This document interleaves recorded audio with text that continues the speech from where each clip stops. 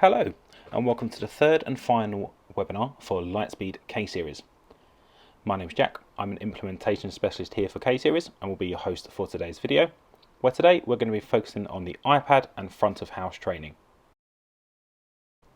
Before we get going, let's have a little look at the onboarding timeline. By now, you should have completed step 1 and 2, which were the first 2 webinars of the onboarding timeline. And if you haven't already, you should start thinking about setting up your payment terminals and printers. Today is step 4 of the onboarding timeline, which is the third and final webinar. After this, you'll be in a good position to bring your staff up to speed with the all-important date of going live. Should you need to contact the onboarding team after this webinar, you can do so with the information you see on screen. And if you ever need to talk to our brilliant support staff, you can contact them via the chat box in your back office. On screen now, the topics that we're going to cover throughout this webinar, with the ultimate goal of learning how to use your POS on a day-to-day basis.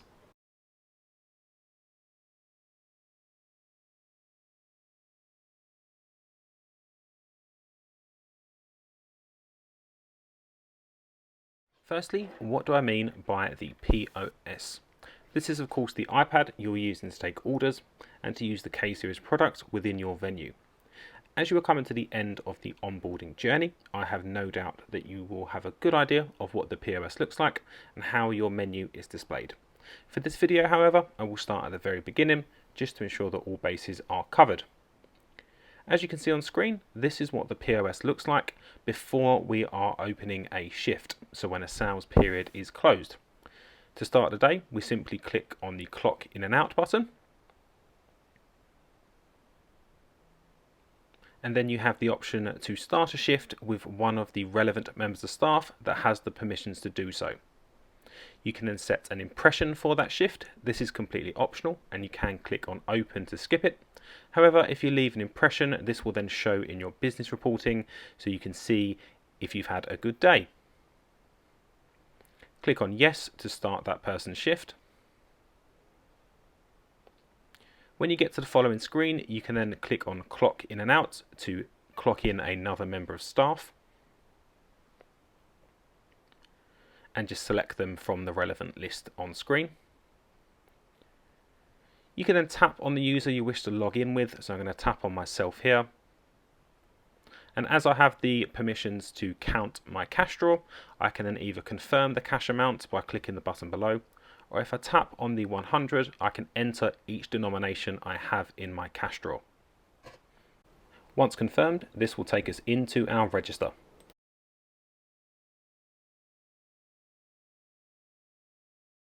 Before we dive into taking some orders, we'll first have a look around the iPad interface just to make sure all of its features are understood. Firstly, in the top left hand corner, we have the logout button. You can tap on this to log out your current user and tap on another user to log them in. In the middle, we can see who is currently logged in, and if we was to tap on the padlock, we can lock that user throughout any transaction.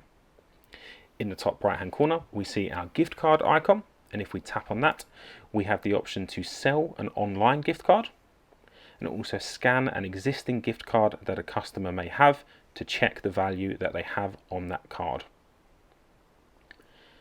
Next to this icon, we will see our QR code scanner.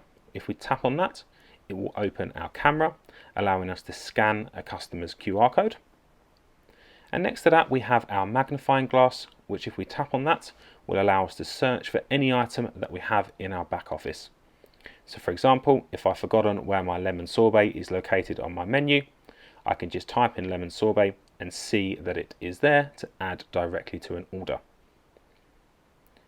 The features that we see down the bottom of the iPad, we will come to quite naturally throughout the webinar.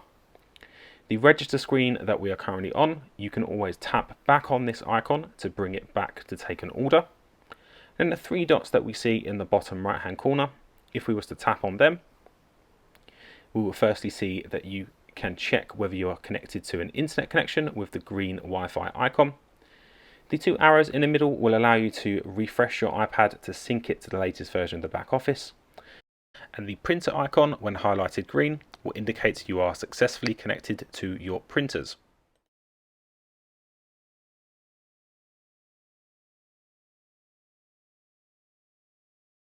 Let's have a look at taking some orders.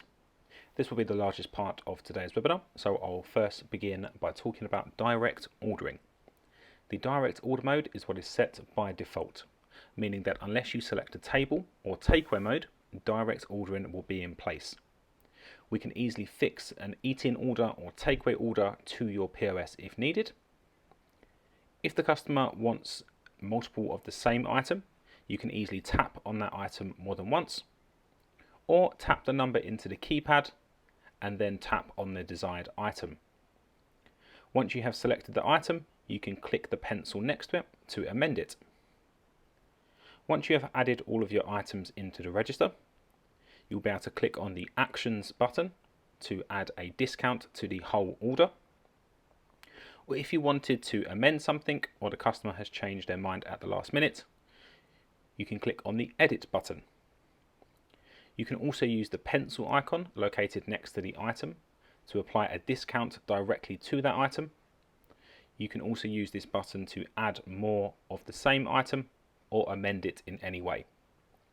Once you and the customer are happy with the order and it's been completed, you can move on to the next screen, which with direct ordering is payment. To proceed to the payment, simply click on the Pay button, where you'll be redirected to a screen where you can see the list of the ordered items, and then select the relevant payment method and add a tip if needed. If paying with cash, the system can also show you any change that is due.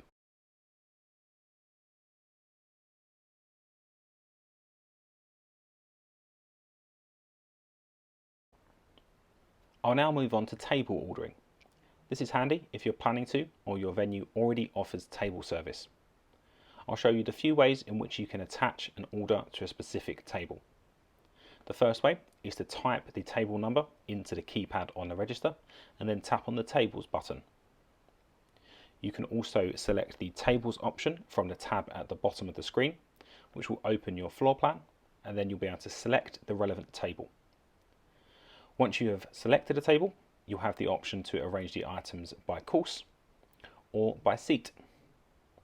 You'll also have the option to select the amount of covers that are sat on this particular table from within the register. When you are adding an order for a table service, you can select the first options for course 1. Once you have done with this, you can then add a second course and the items will be added naturally into that course. Now that your order has been finalised, we can send the items to the relevant production centres by tapping the Send button in the bottom right hand corner of the screen.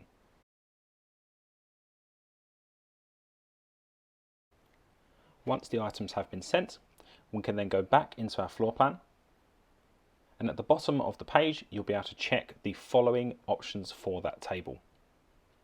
Firstly, we can tap on the Covers option to see how many people are on that table. We can then tap on the Total to see the total spend of that table. We can then tap on Time to see the current occupation time of that table. And if we click on Status, we'll be able to see what course of how many courses they are on. If we then tap on our relevant table, it will take us back to the register. And if you have ordered an order for more than one course, you will then have an option to fire course, which will send a ticket to the kitchen to indicate that the table has finished course 1 and course 2 can now be prepared. You'll now be able to see your item from within the Orders tab at the bottom of your page. If we tap on Orders, you'll see information like the table that your order is on, the floor plan it's in, the user who took the order, the amount of covers at that table, the time in which it was created, and perhaps more importantly, the time that it was last edited. You can see what course they are on, the total spend, and if the payment is still open or closed. The next option we have for table ordering is our table transfer. And this is a useful feature if you have a guest that suddenly wants to move tables, or in the event that your venue is very busy and a mistake is made and you have selected the wrong table for an item or order. If what I've just mentioned does happen, then all you need to do is find the relevant table or order, select the Actions button at the top of the register, Then simply select the table transfer option and type in the correct table. If a mistake has been made and two tables orders have gone into one, don't worry, as this can be easily rectified. Find the order that you need to select, click on Edit Order, and then you'll be able to select which items you need to transfer by tapping the Transfer button and easily assigning these to a different table.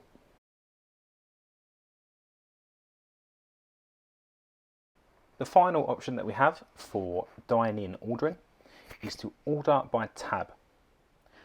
To create a tab, all we need to do is select the tab name option in our register. We can then give that tab a name, and that tab will be assigned to the top of the register. We can then add our items to order and send them like a normal dine-in order.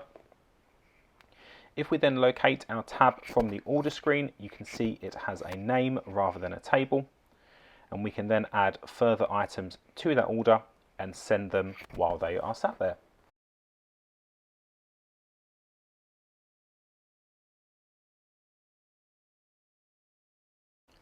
In this next section, we'll take a look at the various ways in which we can split payments through the POS.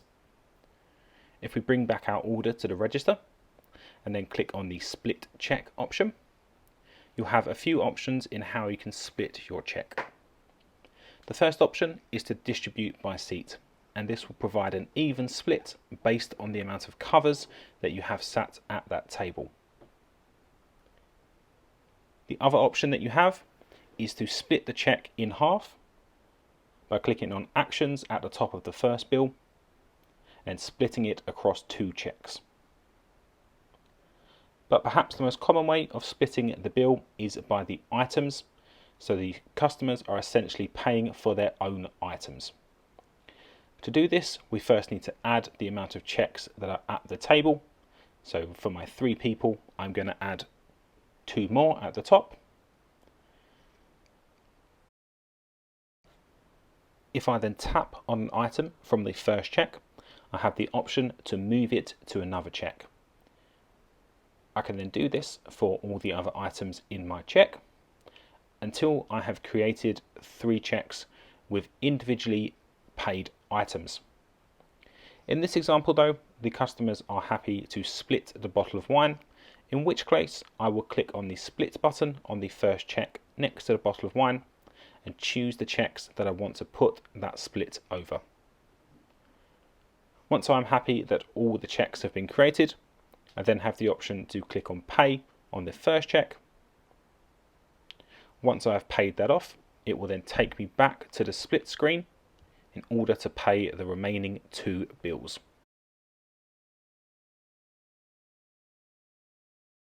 We also have various options on how the customer can pay for their order, which I can show you now. The customer will have the choice to pay with any payment method your business accepts. For example, if we click on cash, we can then choose a custom amount. We can then choose to add the tip with the change, or if not, the system will calculate the change due at the bottom. If the customer wanted to leave a tip with card, you could enter the received amount as custom, and the tip will be added to the payment and then reported on separately. The customer also has the option to split the payment between 2 payment methods. To do this, we would first enter the amount received on the first payment method. So they are paying £20 cash. We then pay that £20, and the system will take us back to pay the remainder with a different payment method.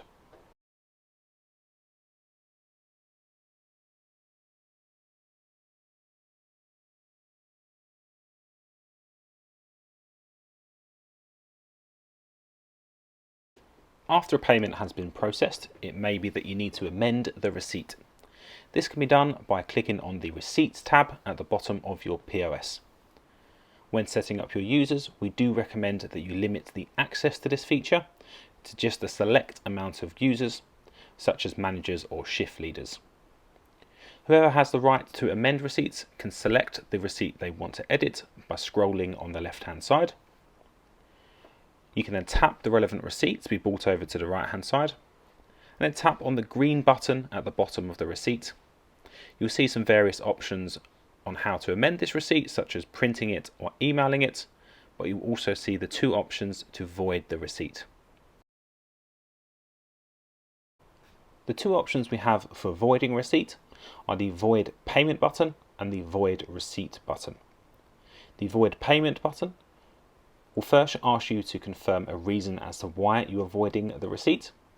A reminder that these voids are set up in the back office, and how we set them up are covered in the second webinar if you do need a reminder. Once you have selected your reason, the items will be opened back into the register for you to edit the items as you wish, such as applying a discount to any one of them and processing the payment again. The other option that we have for voiding a receipt is the void receipt button. This will again ask you to give a reason why you are voiding the receipt, and once you have selected that, it will void the whole receipt and create a duplicate negative balance. This is your most common example of refunding an order.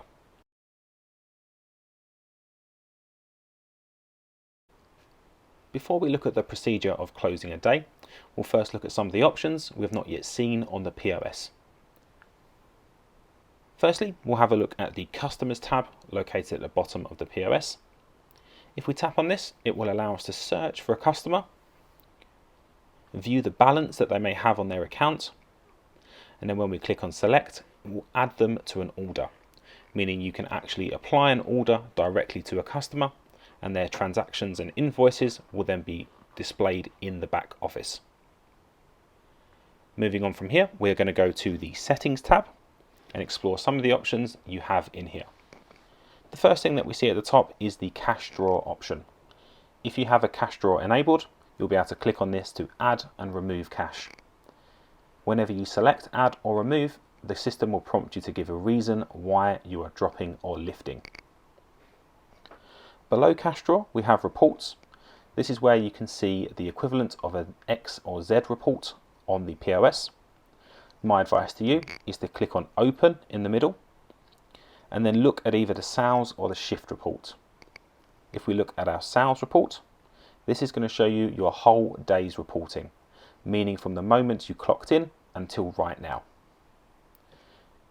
You can choose to view the full report, and you can also print the full report, which I would advise that you do before closing your day. The difference between a sales and a shift report is that your shift report is going to show you only from the moment you last clocked in. So for example, if you opened and then closed for lunch and reopened, the shift report is going to show you the details from the moment you last logged in.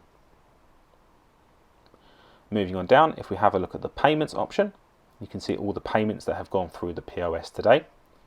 If we was to tap on the blue box in the middle of our payment screen, we can actually leave a tip for that payment. For example, if someone has left a tip the old-fashioned way of leaving cash on a table, you are able to leave that tip after the original payment has been made.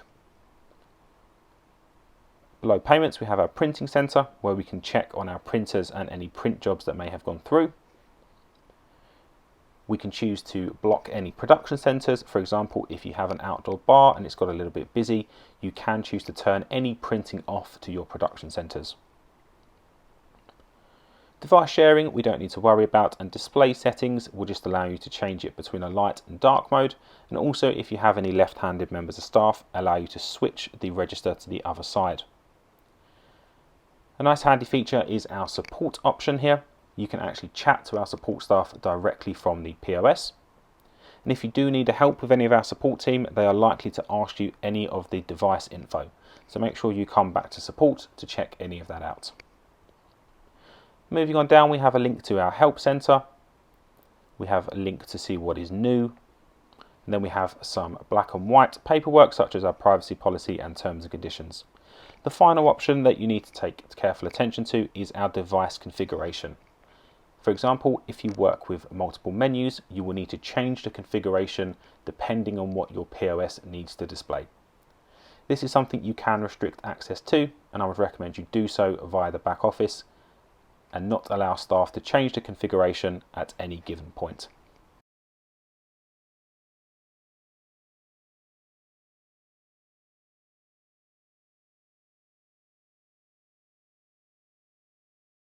Before you close your day, you first need to check that you have any outstanding orders still left open. My advice to you is to always go back to the Orders tab before closing your day and making sure that there is nothing left open. If you have an order left open, you can click on the user to transfer it to another user, or you can tap on that order and pay it off.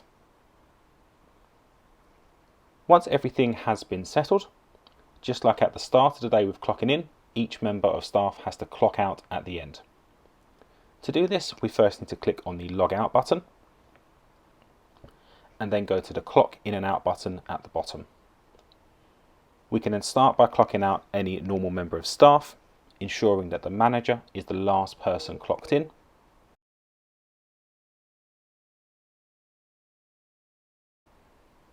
The first thing you'll be prompted to do, if you have a cash drawer and cash flow enabled, is have the option to count your cash and confirm the amount you have left over. Once you have done so, you will then be prompted through the procedure of closing your day. You can set the final impression and then have the option to print a final summary report. If you've already done so from the report section of the settings, I would advise just pressing no. Once you have closed the shift, it should say sales period is closed, and that is how we use the POS. That not only concludes today's video, but also the onboarding webinars for Lightspeed K-Series. If you have any more questions or would like to arrange a session, you can do so by contacting the onboarding team. And don't forget, we have additional resources like our help centre and YouTube channel for you to access. Thank you so much for watching. I hope you learned a lot from it and have a brilliant day.